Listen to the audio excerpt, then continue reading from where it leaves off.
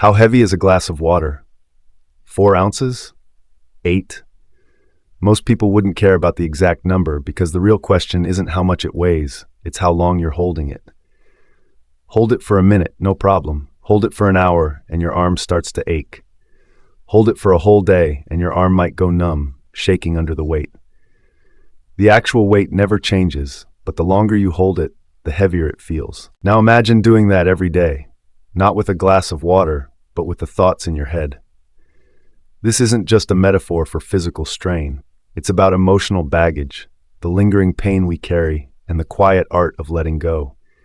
It's not some distant parable. It's something you've probably seen in your own neighborhood, or maybe even experienced in your own heart. In a small town in the Midwest, there lived a 13-year-old boy named Alex Miller. Sensitive, quiet, and often labeled as too soft, Alex carried more weight in his mind than anyone realized. Words that were casually thrown at him, comments on his looks, dismissive glances from adults, or even his father's offhand remark during a baseball game, "You need to toughen up," replayed in his mind like a broken record. Each one left a mark, and over time, joy became harder to reach, like sunlight behind clouds. One rainy afternoon, Alex ducked into a local library and met Mr. Amos, a retired teacher who spent his days reading and helping kids find the right books. They began talking, then meeting more regularly.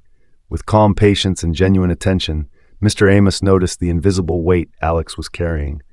One day, after a long pause, Alex tapped his forehead and whispered, "It's all in here." Mr. Amos simply nodded and replied, "That kind of weight is the heaviest." The next week, Mr. Amos handed Alex a glass of water and asked how heavy he thought it was. "Maybe 8 ounces?" Alex guessed. Mr. Amos smiled and said, "The weight doesn't matter. What matters is how long you hold it. A minute is fine. An hour, your arm will ache. A whole day, and it'll go numb.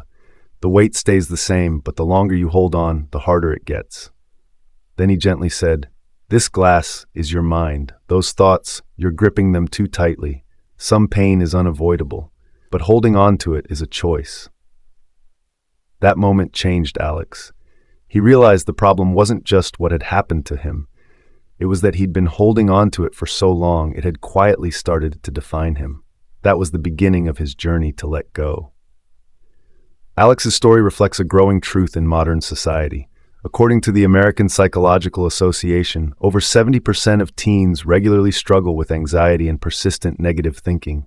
Psychologists call this mental loop rumination, the act of obsessively replaying the same painful thoughts, like a scratched-up cassette tape on repeat. Rumination doesn't just dampen your mood, it takes a toll on your body too. Studies show it increases levels of cortisol, the stress hormone, raising the risk of depression, sleep disorders, anxiety, and even heart disease. Letting go, in that sense, isn't just a search for inner peace. Sometimes it's a lifeline. But letting go isn't easy, especially in a culture that idolizes endurance. In American society, resilience is often misinterpreted as emotional suppression, as if admitting you're hurting is a form of weakness. We're told to be strong, but rarely are we taught that true strength sometimes means facing your pain and releasing the grip it has on you. And rumination doesn't just affect teenagers. Adults do it too. We hold on to regrets, past failures, or hurtful words said years ago. And the longer we hold them, the heavier they become, just like that glass of water. The weight doesn't change. It's the time that breaks you. Letting go doesn't mean forgetting. It doesn't mean pretending the hurt never happened. It means refusing to let it shape who you are. It means acknowledging that you deserve freedom from the invisible burdens you've been carrying. So how do we let go? Psychologists suggest that practicing mindfulness may be the key. By focusing on the present moment, we can learn to observe our negative thoughts without letting them control us. Journaling is another powerful tool, an emotional release that helps us process feelings we've kept bottled up. But perhaps most importantly, letting go requires self-compassion, the willingness to accept that we are imperfect and the belief that we deserve healing. It's not a one-time decision, but a gradual process. And every small step, like setting down the glass of water, even for a moment, is a victory. Alex started journaling. At first it felt awkward, but slowly he began writing letters he never intended to send. One to the friend who humiliated him, one to the father who unintentionally hurt him, and one to himself. Each letter ended the same way, and now I let this go.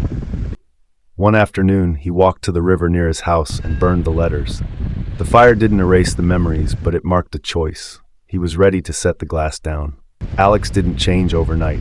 There were still heavy days, but gradually, the weight on his shoulders began to lift. Some relationships began to heal, and one day, without even realizing it, he smiled again, and meant it. The truth is, every one of us carries something invisible. Some hold deep sadness. Others carry shame, regret, or guilt. That weight might come from a careless word, a painful memory, or a mistake we can't undo.